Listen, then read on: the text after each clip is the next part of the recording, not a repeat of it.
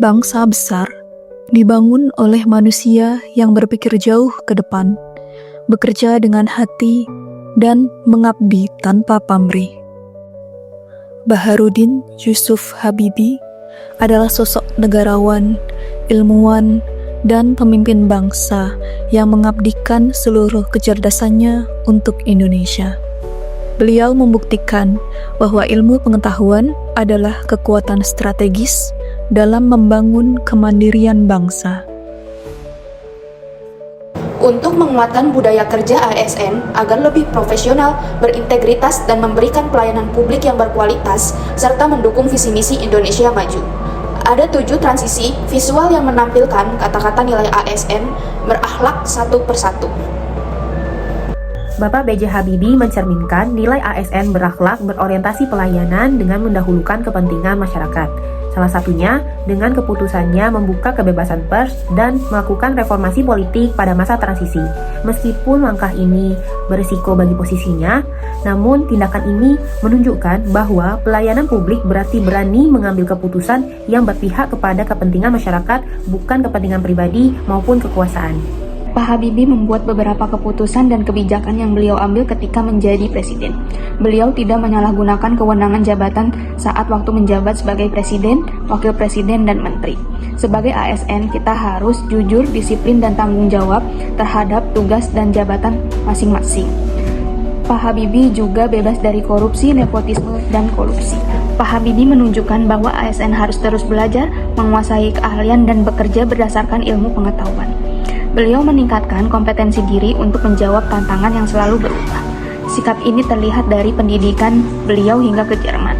Habibie suka menolong orang lain, terlihat dari keaktifannya dalam melawan diskriminasi, seperti mengeluarkan instruksi Presiden nomor 26 tahun 1998, di mana istilah pribumi dan non-pribumi dihentikan dalam semua kebijakan dan kegiatan pemerintah untuk menjamin perlakuan yang sama bagi seluruh warga negara Indonesia. Dalam memimpin IPTN atau industri pesawat terbang Nusantara, beliau mampu mengembangkan berbagai teknologi pesawat yang dibantu oleh pegawainya.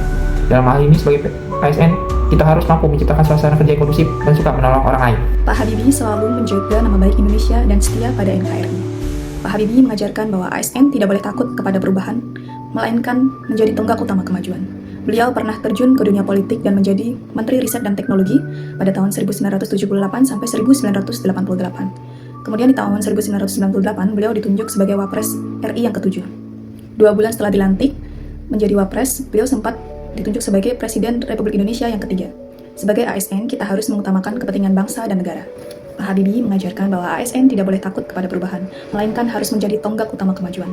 Seperti beliau yang terus berinovasi dan mengembangkan kreativitas di Jerman, serta terus menggali fenomena keretakan pada konstruksi perawat. Sampai akhirnya beliau menemukan rumus yang dinamai dengan faktor Habibie yang diakui oleh dunia penerbangan.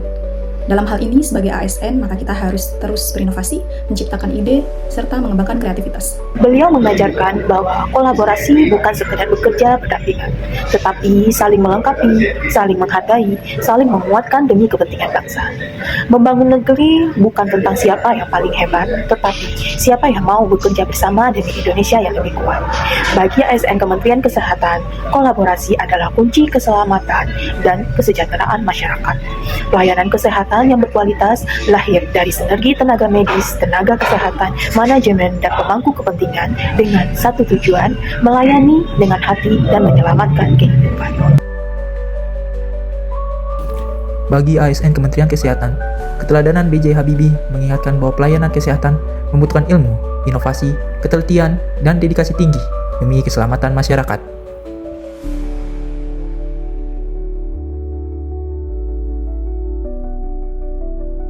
Jadilah ASN yang bekerja dengan ilmu, melayani dengan hati, dan mengabdi dengan integritas sebagaimana teladan kita B.J. Habibie.